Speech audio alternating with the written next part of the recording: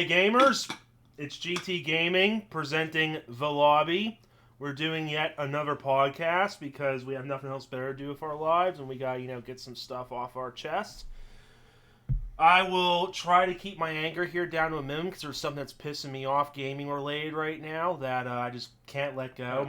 Just let it out. Let everybody else know why you're so pissed off right now. Just air it out. This is the space and time. That's what this is here for. Oh, is this a safe space? Yeah, it's a safe space. Safe space for gaming, yeah. So, I'm a degenerate. I play Pokemon Go, and I decided to do a couple of the Alolan quests because, there's, a special ticket coming up. If you do all 4 of them, you get it for free. So I'm like, yeah, screw it. I missed out on the Hoopa. I might as well see what the Alolan special Pokemon will be. And I captured a couple of them, and I got a 4-star Pokemon from one of the quests. Yeah, it's not a Pikachu. It's not a, what was the other one I got? It's not a Fomantis. No. I get a 4-star fucking Yungoos. A Yungoos. A fucking ferret. And my friend, he has what? He has a 4-star Absol, a 4-star Tyranitar. What else do you got? I'm trying to pull it up right now. Yeah. And I don't play nearly as much as he does. Yeah. He just gets it from luck. He drives me home one time. Oh yeah, he gets a 4-star Abra. What the hell do I get? Oh yeah, I got a Yungoos. I get myself a freaking Baltoy. I get a Chinchou. I mean, yeah, I got a freaking Luxray, but Which came from a community day. Yeah, but still, it's a weak one. I get a Nidoran, which he says is good, but nah, I don't want fucking 4-star Beefcake. Fuck off out of here. Now, what do you have? Tell me your freaking 4 My stars. game still doesn't want to load. I don't think it's ready to reveal that to the internet. If I can remember off of memory, at least, I have a 4-star Tyranitar. I got Absol, Luxray, Abra. Oh, Salamence. The balloon that kidnaps fucking children. Drifloon. I don't know. Do I have anything else? I think that's it. I mean, it's my luck, though. I got all the mega evolvable ones. You got garbage. No, this is my luck. This is what happened, because I shit you not. A couple days ago prior, I hatched an egg, and what did I get? I got myself a Tyrogu, a shiny Tyrogu from a freaking egg, and literally 2 days later, as he's driving me home late into the night, I get a shiny Magikarp. 2 shinies in the span of 2 days. So that's just my luck. I get all the shinies and shit 4 stars, and my man here, he gets fuck all shinies, but he gets all the mega 4 stars. I also got a 4-star Rhydon. Oh, a 4-star Rhydon, which means he has a 4-star Rhyperior, one of the best tanks. Congratulations, Shinji! Get in the fucking robot and get out of here! I got an egg hatching. Oh, watch this be a 4-star. Watch this be a 4-star. Please be a 4-star Farfetch'd. Be a 4-star Farfetch'd, game. No. Thank fucking Christ. All right. I'm getting off topic here. I'm gonna let that rant die. So, boss, what's the topic for this surprise podcast for the day then? We wanted to come on and talk about the Assassin's Creed games. Just in general, not nitpicking or anything. We might nitpick some of them or talk about which ones we really like. But if you want to start it out, I mean, what's your favorite one? Well, now that's where we get into some murky waters here because, I remember my first Assassin's Creed game. I seem to have a pattern here where all the best games in a series I play, I always start off with a sequel.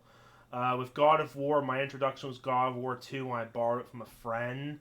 And then Kingdom Hearts, I started off with the second one. And with Assassin's Creed, it's no different. I started off with the second one. So my first game was Assassin's Creed 2. And that, to me, that's kind of the high bar with Assassin's Creed because it had all the best shit. It improved on every aspect in the game series. The characters were better, the stories were better, the mechanics were better, so everything was improved with it, and it was one of those great games before it started to get hit with the fatigue and it just went off the rails. Because I think like the last great Assassin's Creed game that came out in the past decade, I feel, was probably Black Flag. I mean, there were a couple of like minor hits. I think Syndicate wasn't that bad, even though a lot of people were mixed about. I loved the British aspect of it, London, but yeah, I'm split. I'm split between Assassin's Creed 2 and Black Flag because one game had a great story of Ezio, and the other one had great gameplay of you being a yo-ho pirate. And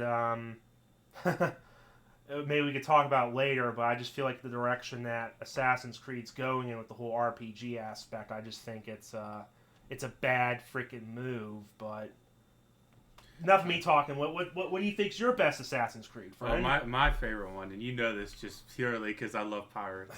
Oh, jeez, I wonder what it could be. Just Black. Wait. No, it's Rogue. You want to know a funny thing? Never fucking played Rogue, so it's Black Flag. You never played Rogue? No. Do you want me to buy it for you? I haven't played all the Assassin's Creed games.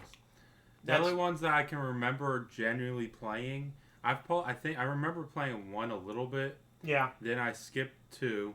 I know you gave me it. I haven't finished it. But I had played two a little bit. And then I played Brotherhood, which that was the first one I played, was Brotherhood. Yeah. That one, I loved that whole gameplay. I loved all the mechanics in it. Oh, yeah. I mean, I liked the aspect you got to build the city back up and stuff. Yeah. And you got, like, these different ways. I can't remember if it was in other games. Like I said, I haven't played all of them. Mm-hmm. But I like how you can make extra sources of income and you create your own assassins and stuff. Yeah. That was, like, a really fun aspect I enjoyed. That returned in a couple of the games. That returned in Assassin's Creed Revelations. They expanded a little bit with the Assassin Den defense, which was kind of like a tower defense. That might be right up your alley. Yeah. But beyond that, there was also... it also returned in Assassin's Creed 3, but they made it less... How do I describe it? They added more character and story with the assassins. Like in Brotherhood and Revelations, you could have 12 assassins and send them out on missions. In this case, though, with 3, it got cut down to half. I think there was only 5 or 6 assassins, but there was more story with them to flesh them out to make them more meaningful. But because of that, they were way more fucking powerful. Like, when you fully level up your assassins in Brotherhood and Revelations, they could kill some enemies in one hit. But when I say they're fucking broken in 3, I mean, let's just say there's a battalion of soldiers, 20 or 30 soldiers. You can call 2 of the assassins down. They will literally bombard the whole area with smoke bombs and one hit assassinate every motherfucking enemy. They can kill like 20, 25 guards in the span of 10 seconds. They're that fucking broken.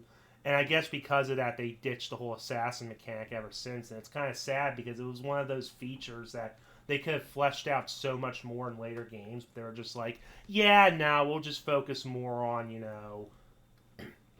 whatever fucking gimmicks there were in later games, whether it be online co-op. Now it's all RPGs that you're talking about, right? Yes. What kind of RPG mechanics have they added in the newer ones? Because I haven't played any of them. I mean, I've seen clips of them, never played them. Are you able to, like, I know it's a really random point. It's nothing to do with RPG mechanic, I don't feel like. But isn't there, like, some, like, swords and equipment in those games that literally make you, like, a god?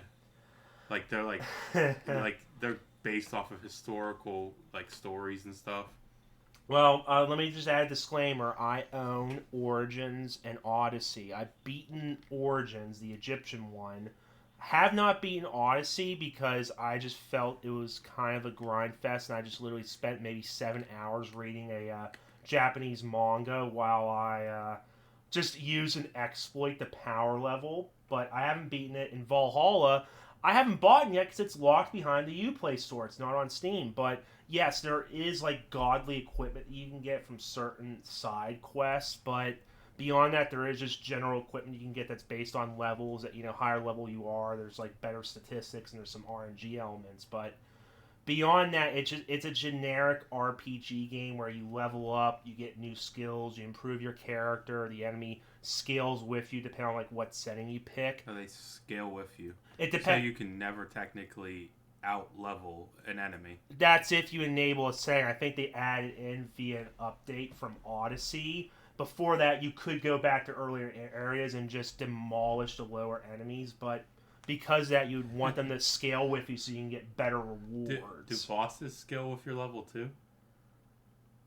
If you enable the feature, yes. If not, if you just power level yourself, you could just kill the bosses easily. Well, the reason I asked that is because I've seen in some other games, I think one of them was specifically a Final Fantasy game. I can't remember which one. But they had that system where the enemies level with you, so you can never out-level the enemies. They're always basically around your level, right? Yeah. And there's apparently a boss in that game. If you over-level before that point, the boss is unbeatable. Wait, wasn't it I thought it wasn't Final Fantasy. I thought it was the Last Remnant. I thought somebody was talking about that. I can't remember. What I know is something with Final Fantasy, though. Oh. And the game as a whole, I'm like, well, that's a really shitty fucking mechanic. Yeah, I mean, that's the thing. I think it was it was in update, so you could choose to turn the setting off. But yeah, as far as I'm concerned, they kind of level up with you. I'm not so sure. But beyond that, you have so many fucking abilities. And this is my first problem with it. Is that in the case with Odyssey, at least, I hate the fact that, spoiler, they literally let you have a piece of Eden, a weapon or item that was meant to be a story component that was exceedingly rare, that, affected the course of history. They give you a piece of Eden to use throughout the entire game. It's called the Spear of Leonidas, and that's where you basically get the RPG skills, like fire abilities and slow-mo and visibility. It's the Apple of Eden, right? Is that what it is? Yes and no. The Apple Eden is considered a piece of Eden that appeared in the older games, but as the games went on, there was other pieces of Eden. That's the denotation they gave those type of items. Wasn't there in the I think it was Brotherhood actually, where you actually get the Eden Stone or whatever, the Apple of Eden or whatever. Yes, you get the Apple. And you proceed to he turns around and kills his friends. Yeah, remember that part? I might be wrong. I think that. No. What happens is in Brotherhood, you get the piece of Eden and you use it for a couple of missions where Ezio just holds it in his hand. No. Prior to in the modern story time. Oh! He doesn't kill his friends. No, I know what you're talking about. It's Assassin's Creed 3 where Desmond gets to hold a piece of Eden similar to Ezio, and he just uses it to kill a bunch of Abstergo assholes before he kills one of the modern-day antagonists, Warren Vidic, and saves his father from their clutches. Spoilers, by the way, guys. Yeah. Now, I might be wrong, but I always, for some reason, had the assumption that the parts of Eden made characters who held it go insane. It depends on their mental fortitude. It does make someone go crazy, but if I remember correctly, if you have the E-shoot DNA in you, which is a very small amount of people, I guess you have some resistance towards it, because whenever some of them used it, there was a lot of people that were mind controlled and lost their free will, but those that did have the E-shoot DNA in them, or the bleeding effect, or whatever the fuck it was called, they were immune to it because they had a stronger resistance towards the pieces of Eden, or in this case, the Apple of Eden. I know this is going to be a random thing I wanted to bring up about the Eden pieces. Did you watch the Assassin's Creed movie they made? Yes, I did. It was a little while. It was a long time ago, but yes, I did watch it. Yeah, because I always had an issue because I think at one point in the movie the protagonist holds a piece of Eden or something.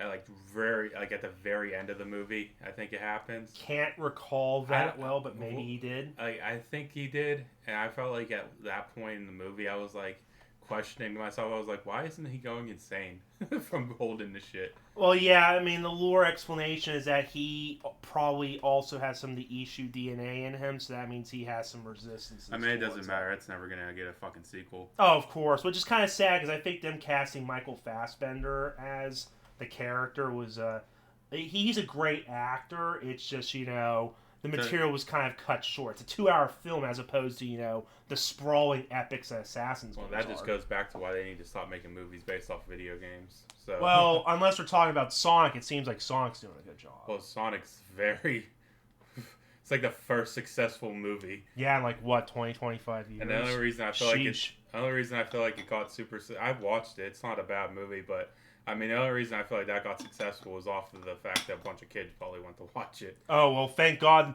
the studio decided to change the art designer, or else a lot of kids would have been pissing their pants at the fucking original design of Sonic. Wait, I remember walking into a theater about that.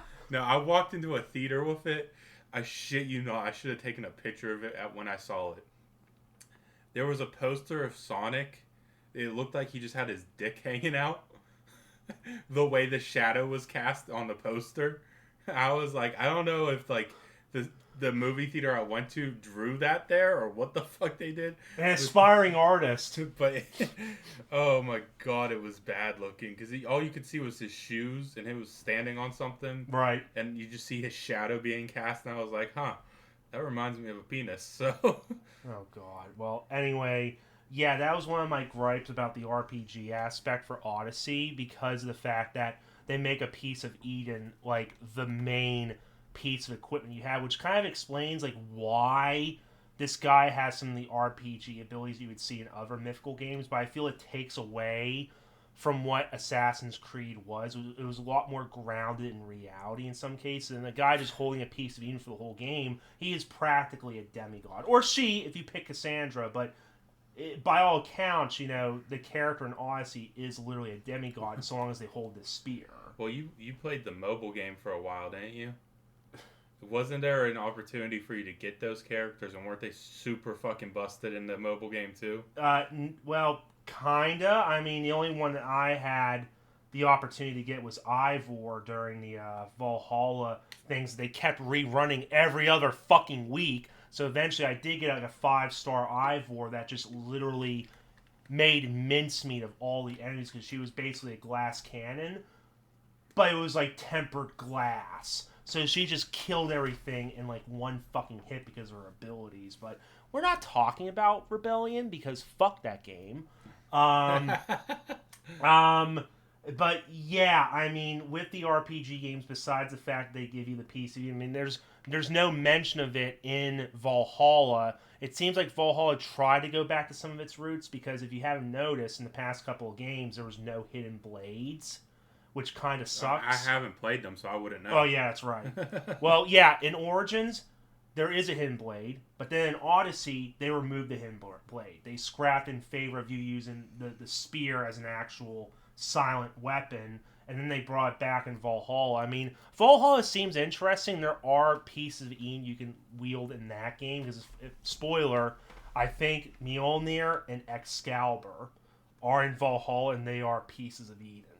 Well, that's what I was talking to you about. I was like, isn't there like historical or like fairy tale weapons that were in Yeah, but that was the thing. It was used as like a storytelling tool. Like in Assassin's Creed 2, there was those things that you did, those glyphs, that where the guy was like, oh yeah, all throughout history there was mentions of various historical items and artifacts that are believed to be pieces of Eden.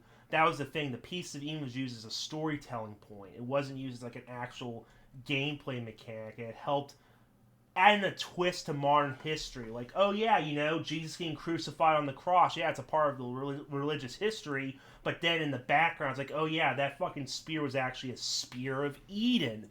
Ooh, the Ishu. Or before that, they were called the first civilization. Like, they had their toes in mythological history that helped shape the world. It was more of a storytelling tool than it is a gameplay tool. And I preferred it like that as opposed to, oh yeah, just wield me on there and just fucking shoot lightning down from the sky. You're not a fucking demigod here. You're supposed to be some sort of fucking assassin bloke stabbing Templars. Helping God. But I mean, like, I don't know about the Assassin's Creed games. I mean, there's a whole bunch of stuff in it. What is it? We were talking about the RPG mechanics. Oh yeah, like what ruined it? Well, beyond the pieces of Eden, I mean, the other thing that ruined it was another thing that makes an RPG, the dialogue trees, the choose your own adventure thing. I feel that shit shouldn't have been added in at all into the RPG. That was in it? Yeah, that shit's in it. It's in Odyssey and Valhalla. It wasn't in Origin. Origin was a lighter RPG where it was just mainly the gear and the skill trees. That stuff wasn't too bad, because you saw glimpses of that in the earlier games from Unity and Syndicate. Well, I was going to ask you, because the whole dialogue, having multiple choices and stuff, because we've seen it done right in games and we've seen it done wrong. Is there multiple endings in the game? Yes, there is. Okay, so the dialogue choices and stuff actually affect what ending you get? Yes, I mean, I don't know exactly what the ending is in the case for Valhalla or Odyssey. I think there could just be like an actual ending, at least for the main, like the modern day story. As for like the protagonist, the ancestor, I'm not so sure, because as far as I'm concerned with Odyssey,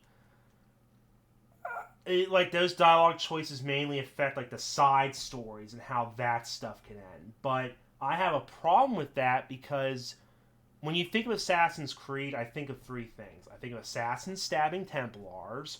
I think of the first civilization, how they shaped history, and using history as the building block for the assassin story, because they kind of, like the older games, they used like accurate history to shape into an assassin versus Templar ordeal. Like, what was an example? I think in Assassin's Creed Rogue, there was like some sort of earthquake that struck a city, and they bended the story as, oh, the reason why that city had an earthquake was because an assassin doofus decided to fuck around with a piece of Eden that was holding the city together, and he caused the earthquake. They basically warped the history around the struggle between the assassins and the Templars.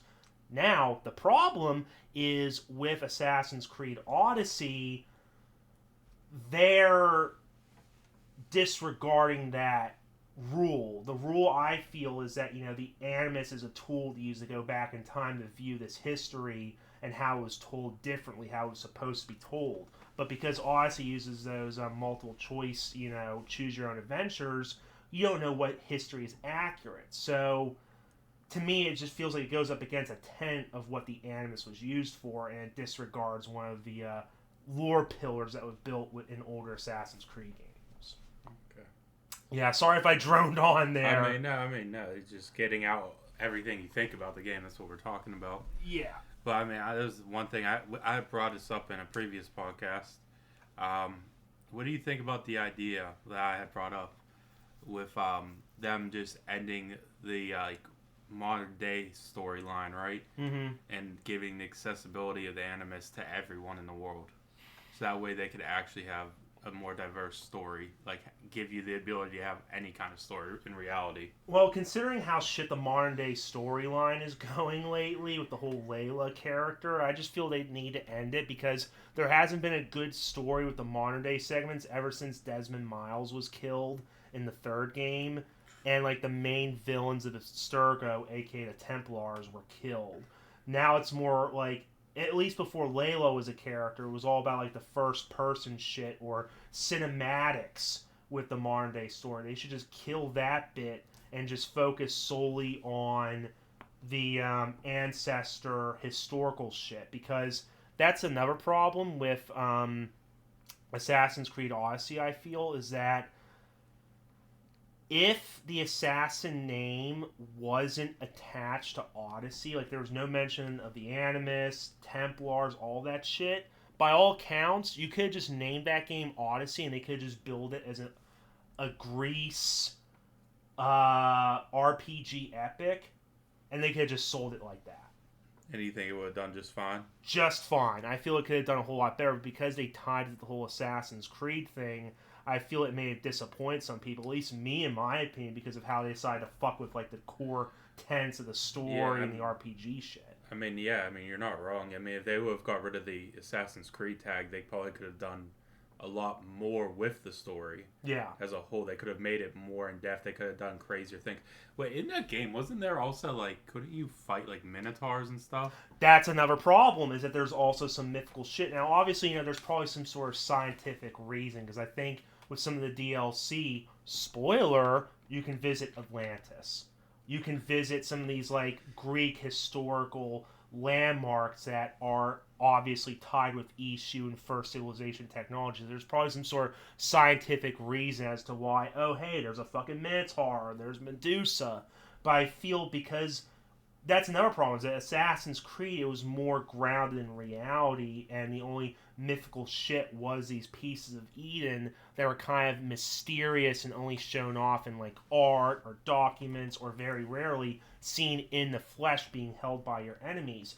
But with Odyssey, every other hour you're seeing some sort of issue contraption, you're seeing some sort of mythical beast. It takes away from it, because now they're adding more fantastical, mythical bullshit into the game that just takes away from the realism or the grounded reality. So another thing I just thought of, right? Yep. You said there's a spear in the one game. Odyssey, yes. It's a piece of Eden, right? Yes. And that's what they used to kill Jesus? No.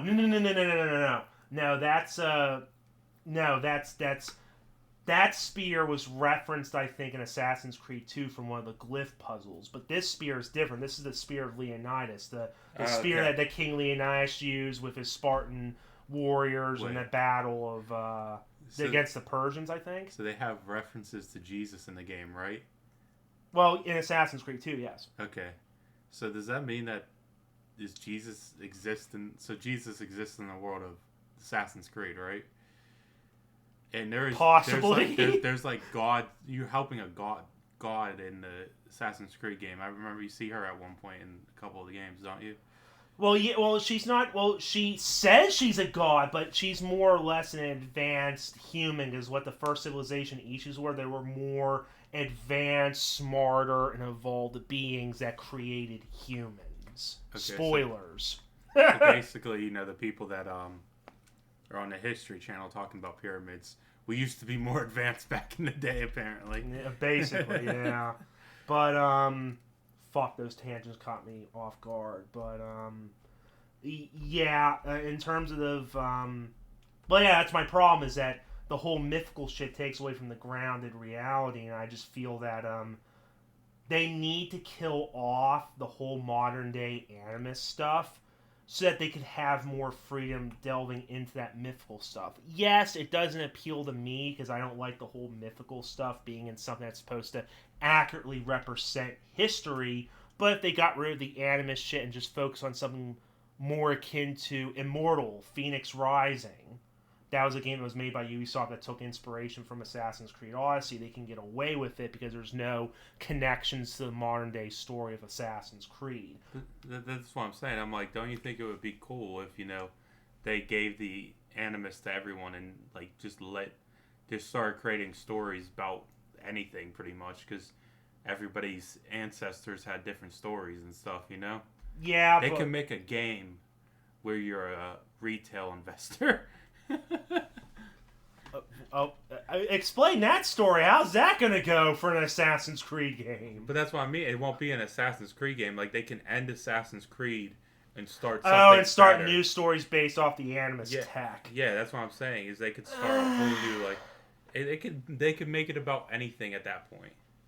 They can make more Black Flag copies. That way they can make more money off that. Yeah. You know what? Here's a fucking worthy tangent. Here's some interesting news you may like.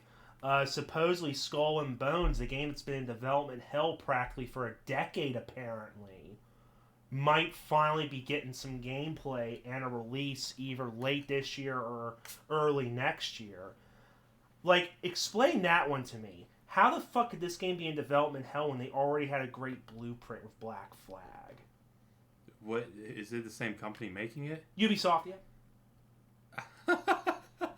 Do you know anything about Skull and Bones? I don't know anything about it, but that just makes me that goes back into my issue with a lot of these, like, AAA studios and stuff. I mean, none of them, they have, like, some of the worst fucking management I've ever seen. Oh, yeah. I don't know what the fuck. I don't know if it's because they're hiring, not wanting to keep people on. Yep. People get disgusted with the company's changes and rules and stuff. But, I mean, that just goes back to how bad the management. I mean, like, you can't start something with a group, right? And then hand it off to a completely new group and expect that group to work on it. Especially because I've worked on programming. I mean, I've tried to make a video game and stuff. I've shown it to our one friend before, and it's like, whenever somebody else looks at your code, 95% of the time they're not going to understand it if they didn't help you work on it.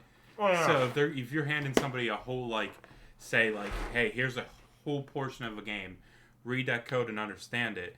They might understand some of it, they can figure it out, but it's going to take them really long to figure out what the fuck's going. And at that point, it's just quicker for them to start it all over again. Yeah, that sounds like it, but back to Skull and Bones, yeah, I can give you a little bit of a recap here. It was a game that was shown off, I think, I like to say 5 or 6 years ago at E3. And it's been in development hell ever since because they don't know what to do with it. They don't know if they want to copy Black Flag, if they want to just use solely the naval combat, because I love the naval combat in Black Flag, but what made it unique was, it was naval combat and ground combat. There was going to be no ground combat at all. It's going to be strictly behind the ship. They don't know if they want to make it an online PvP game or they want to make it a single-player campaign. But as far as I'm concerned, at least from what I read from some of the articles, it's going to be a live service pirate game. Oh my god, get the fuck out of here with this live service bullshit. Okay, they're going to make it live service, it's going to fucking fail. Yeah. I mean, it's as simple as that. I mean, yeah, okay, cool. Give it the mechanics of Black Flag and stuff, but I mean, like, what? So, it's gonna fail. All they had to do was kind of similar to what you were saying. All they had to do was literally make Black Flag, take the Animus shit, remove the mention of Assassin's Creed, and lo and behold, you got yourself a great pirate game. Same thing with Odyssey. Take out the Assassin name, take out the Animus, take out Assassins. Boom, there you go. You got yourself a Greek mythology game. Yeah, and just expand upon that. Get rid of the Assassin's part and just expand upon that. Because, I mean, like, in the Black Flag, you were able to board other people's ships and fight, weren't you? Yes. Yeah, I'm like, just expand upon that combat.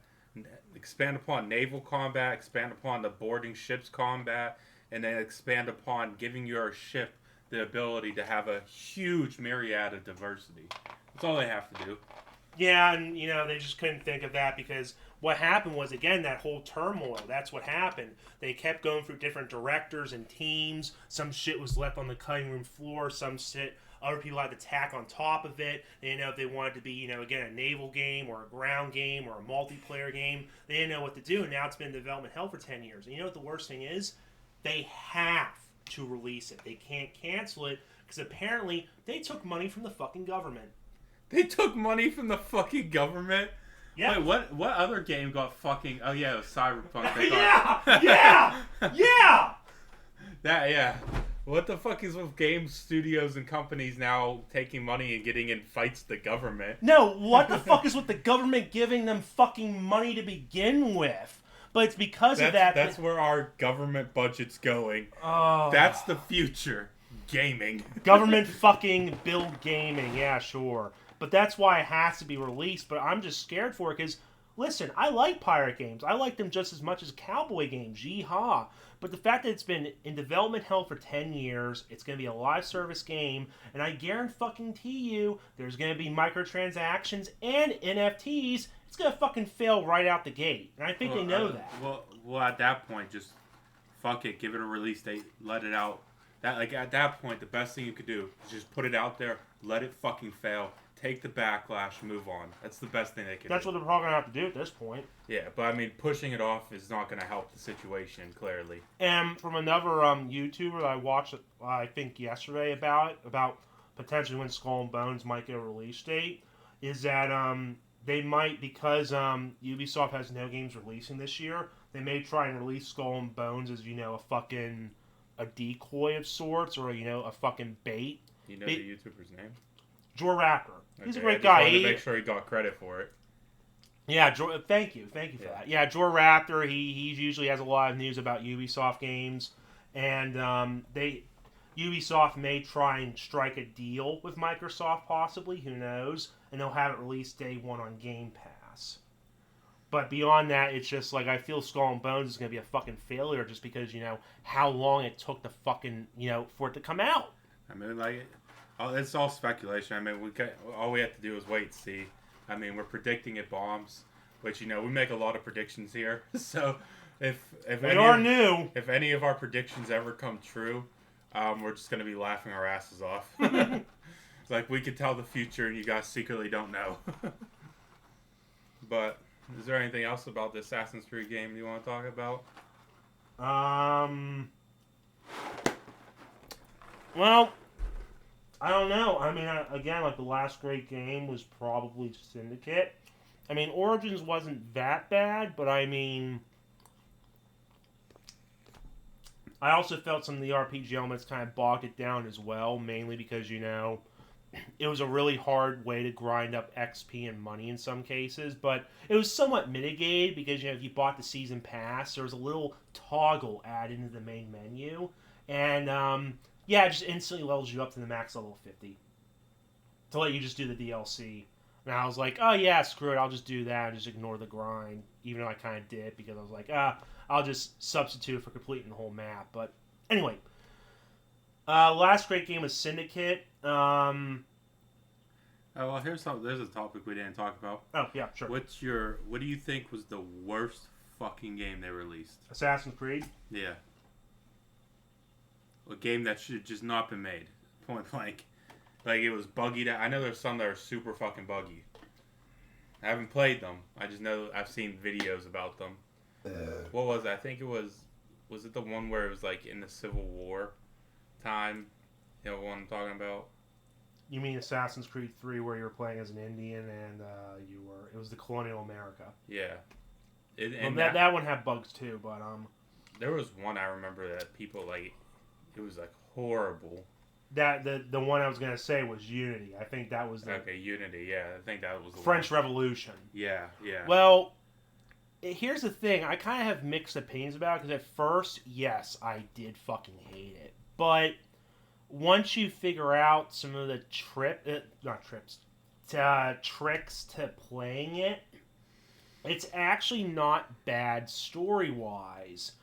But that's probably like one of like the lower end Assassin's Creed games next to Syndicate, because I think a lot of people say the same thing about Syndicate, because Syndicate was like, that came after Unity, and I think with Syndicate they were trying to listen to feedback to make amends for how shit Unity was, but by doing that, Syndicate kind of felt like the older Assassin's Creed games, because one of the main complaints was the easy combat, being the counters. Like, oh, you try and strike me? Ooh, I'll counter your attack and insta-kill that was really fun, though. I actually remember when I was playing Brotherhood. Yeah. Yeah, like every enemy, I'll be swarmed by like fucking 12 enemies, just counter.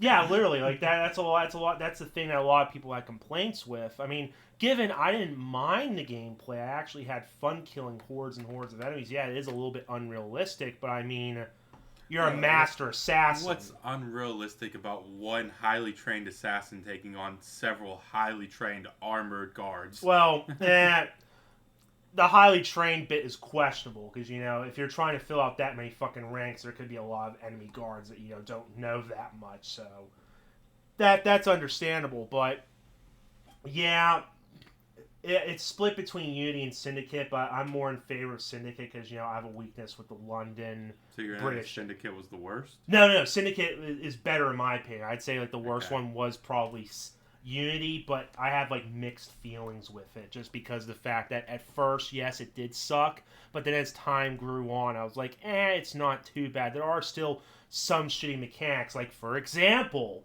you mean to tell me that every fucking enemy in the game has a gun, they have a flintlock, they could shoot you with range, but you cannot grab a human shield, a feature that was in the past 3 Assassin's Creed games? What in the shit? That's probably like one of the biggest complaints I have with Unity. There was no human shields. A game where, because there's more gun combat, it would have highly needed it.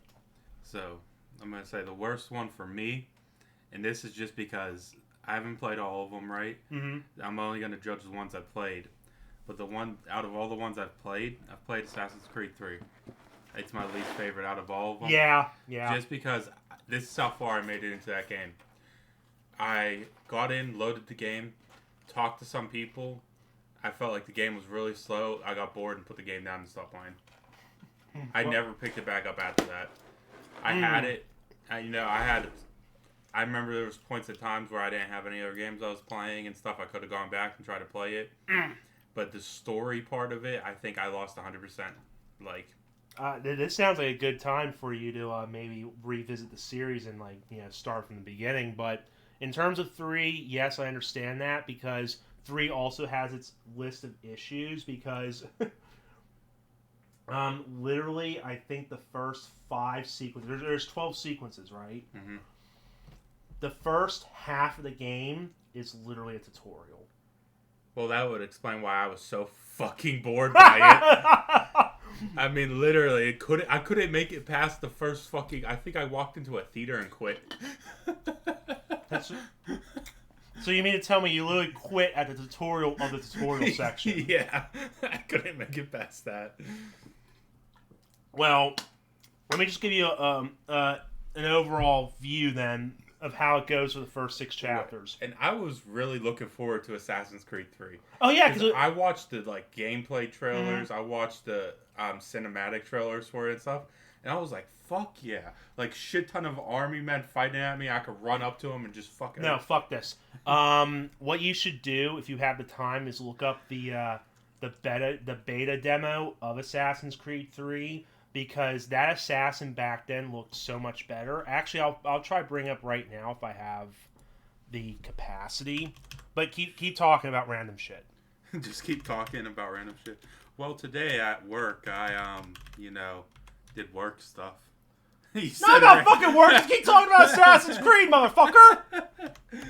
Ah, shit. Nah, I mean, I don't really have much more to say about Assassin's Creed games. I just wanted to talk about it a little bit quick. What is this? This is the beta demo for Assassin's Creed 3 and how it looked so much fucking different, but in my opinion it looked so much better. But it's obviously the lie of when games are in development because, it looks completely fucking different than the final product. Well, of course, these are highly enhanced, segments of the game so that people were more likely to buy it. Yeah, to sell the idea of what the game could look like. But it could. But I mean, even looking at how the game looks with the fucking camps and even the assassin himself, he looks way better. That outfit looks so much better than what the final outfit is in the main game. What is the final outfit? Can you pull that up? Sure. Forgive us, guys. This is our first time, doing this type of thing, doing research at the same time of the podcast. Guys don't care. They don't care. True. They're just here to listen. Yes, listen. That's the default outfit. Okay, that looks a lot shittier. I do agree. Yeah, a lot shittier as opposed to this one right here. It just looks a lot slicker, but I believe in the idea of less is more. It just looks a lot simpler, but gets the point across. Isn't the guy That guy should be George Washington. Yes. That's George Washington. Yes. Damn, bro had the fucking hair back then. What the fuck? But I mean, just look at how slick he looks. He looks like an actual agile assassin as opposed to beefcake fucking Connor. He's Indian, right? Yes. Wait, who the fuck is the assassin's name's Connor? In Assassin's Creed 3, yes, his name is Connor, and he's an Indian. Is this the same guy? It could be. We don't know. This is the beta demo. This is before the actual other parts of the story are fleshed out. I was gonna say because I'm looking at his assassin getup, and it looks like it's more designed with some Indian aspects to it. I feel like, which would make sense. I just like the more agile, smaller build that he has. And also, the animations and, going through the snow, it looks so much better in the beta. But anyway, I just wanted to show you that bit for Assassin's Creed 3. What the fuck were we on about? God, he's fucking tangents. We were just talking about, if we had anything more to talk about, because I really don't got anything more. Yeah, but... that stuff. So. Oh, yeah, that's right. The Assassin's Creed 3 bit and how it goes. We were talking about something else you could just fucking listen to the whole thing afterwards. But no. But yeah, in terms of how the story goes, you open up with your father, Hatham. Spoilers. Hatham is the father of Connor. And the first 3 sequences are dedicated to him being in colonial America, to building up a team to hunt down a piece of Eden for the cause. And Why the fuck is this piece of Eden, which I was imagining was supposed to be kept a secret, right? Mm-hmm. Why is everyone in the game, there's always somebody who knows about it? They just have those connections, man. Everyone, it don't matter who the fuck you are. You could be a random civilian number 3. Did you hear about that piece of Eden? No. Hatham is an assassin, but do you mind? Are you going to play this game at all in the future? No, I'm never going to play it. Dude, I literally couldn't even make it to the tutorial. Fine, spoilers. You assume that Hatham is an assassin. Turns out he's a Templar.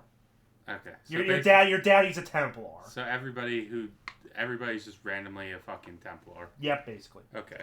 But is George Washington a Templar? You'll have to play the game. I'm not gonna ever play the game. But the first 3 sequences are you playing as Hatham, and then the 4th sequence comes around, and boom, now you're Connor. But unfortunately, you don't have your assassin digs yet. You're literally a fucking child growing up with Hatham, and that whole 4th sequence is your whole village getting burned down, and you find the manor belonging to Devonport. Then the 4th sequence is over. Then the 5th sequence comes in. It's another tutorial of you going to the town and building up the homestead or whatever. It's not until the 6th season that you don your assassin gear, and then you can actually have fun and do some side content and explore the world. So the first... Compared to all the other games where you get the assassin equipment in the first sequence. Well, it depends on... Yeah. I mean, the majority of them you get it in the first 2. Basically, Assassin's Creed 3 is the slowest burn of a tutorial ever, and I hate it. And that's why Black Flag, I feel, kind of succeeds a lot more. Because, yeah, there's less sequences. There's only 9, but in terms of the pacing... By the 2nd or 3rd sequence out of 9, the whole world gets opened up, so it doesn't feel as long and boring. Also, you get to meet Blackbeard. Edward Thatch, baby. Yeah, that was the best part of that whole game for me. Wait a minute. Was it Edward Thatch? Wait, yeah, no, it's Teach or something. No, it's Thatch. Who knows? Well, now... Are we historians? No. Now I must know. Ooh.